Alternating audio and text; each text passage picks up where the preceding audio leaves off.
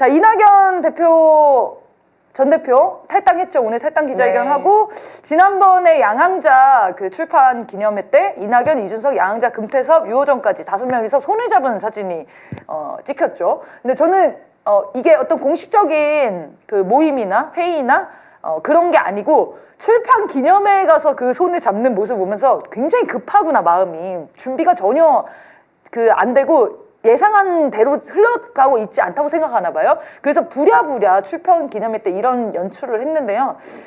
모두가 예상하듯이 보수 대연합을 추진해가지고 이낙연을 윤석열 이후에 대권 주자로 만들고 싶어하는 게 지금 보수 진영의 그 구도고 계획이죠. 네. 잘 될 거라고 보시는지.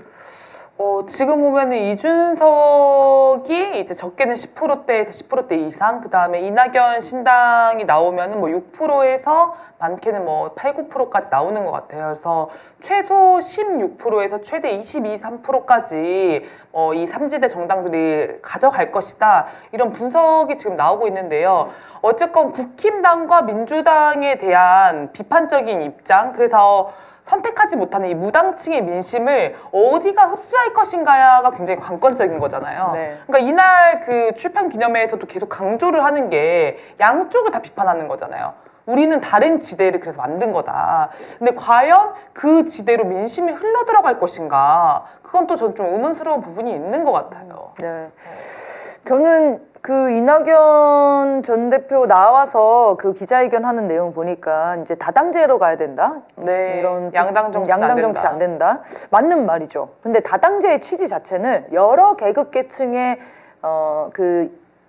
계층을 대변할 수 있는 그런 정당들, 정치 세력들을 만들자는 취지인 거잖아요. 네. 이낙연이 대변하고 싶은 곳이 누군지를 모르겠는 거예요. 근데 저는 이 말이 정말 기만적이라는 생각이 드는 게 사실 양당 정치의 가장 큰 수혜를 본 게 이낙연 아닙니까? 그러니까 수혜를 보고 이득을 얻었을 때는 그 양당 정치를 고착화하고 유지하는 데 앞장섰으면서 자기가 거기에서 권력을 못 잡을 것 같다고 생각을 하니까 갑자기 양당 정치가 문제인 것처럼 갑자기 다당제라고 하는 가치가 굉장히 소중한 민주주의의 가치인 것처럼 얘기를 하고 있다는 거죠. 그래서 이거는 가치나 신념의 문제가 아니라 결국은 자기가 권력을 쥐냐, 자기 금배지를 얼마나 많이 다느냐, 이거에 초점이 맞춰져 있기 때문에 굉장히 사실은 추악한 사람이다 이런 생각이 듭니다. 그런 사람, 비슷한 사람이 있어요. 윤영찬이라고. 네.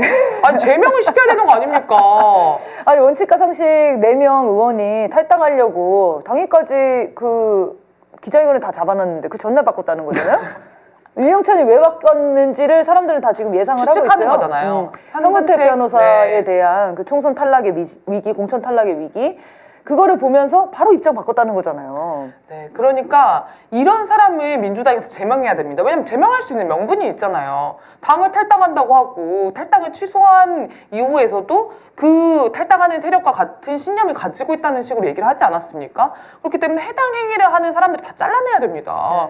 민주당이 싫다고 민주당을 탈당하고 욕보이면서 민주당이 잔류해서 거기서 뭔가 공천을 받아가지고 선거에서 이기려고 한다? 너무 나쁜 사람인 거죠. 네.